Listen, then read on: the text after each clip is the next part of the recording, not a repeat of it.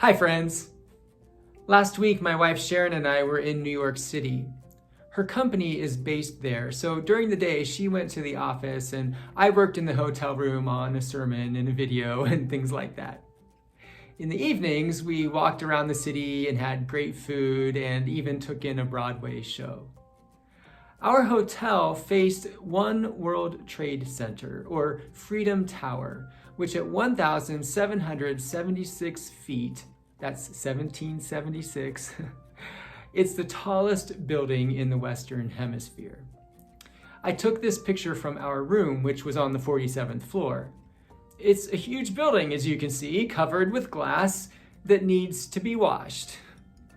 Every day I watched window washers going up and down the building in their scaffolding. I circled them here in the photo so you could see them. You could not pay me enough to do that job. But it made me curious, and so I did a little research, and I found an article in Architectural Digest that interviewed high-rise window washers. So I'm going to share with you a few quotes and suggest how they might relate to issues of faith.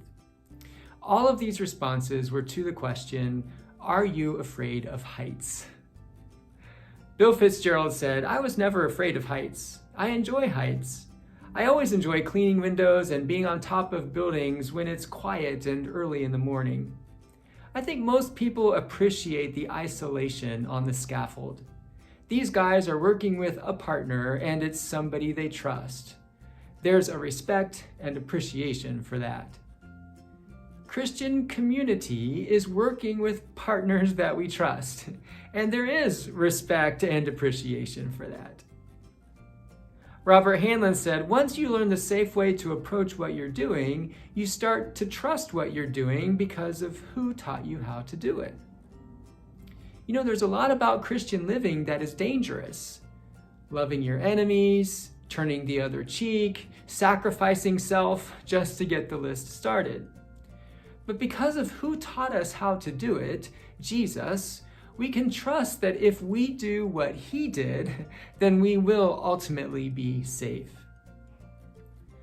John McDermott said, I was never afraid of heights, especially at 19 years old.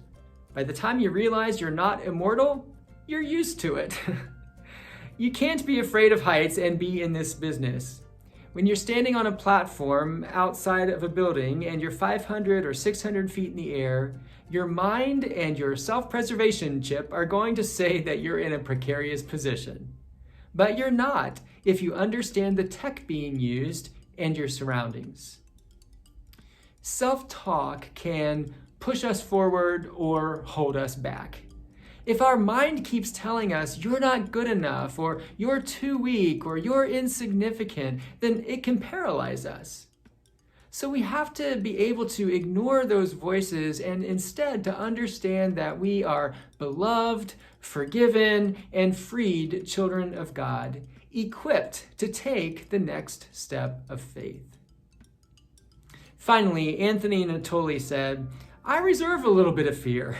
That's what I was taught. When you give up all fear, that's when accidents happen. Whenever an error can result in death, you can't allow for that. I've found accidents waiting to happen on buildings. I've found loose bolts and I never leave them behind. I always pull them just in case the next window washer isn't as safe as I am. That's an old window washer tradition. It's like a brotherhood. As brothers and sisters in Christ, we need to look out for each other and to work for each other's highest good. Anthony Natoli also said, that high, you just have to hold on extra tight. I have my legs wrapped around things and my arms too. That would be me. I'd have to be a one-armed window washer because I'd be holding on for dear life with the other. Thanks for listening, and I'll see you again next week.